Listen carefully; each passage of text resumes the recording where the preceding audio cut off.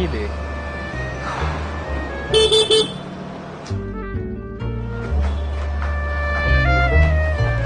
എടാ കൂടെ വേഗം വന്ന് വണ്ടി കയറ്, അവളിപ്പോ പോവും. ഇത് നീ കൊറേ നാളായി ഈ ഒരുങ്ങിക്കെട്ടി അവളെ കാണാൻ പോണത്, എല്ലാം നടക്കുവോ?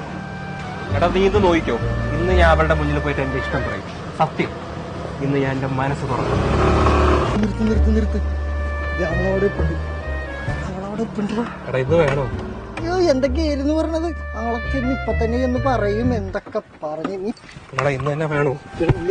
പോ വേണോ?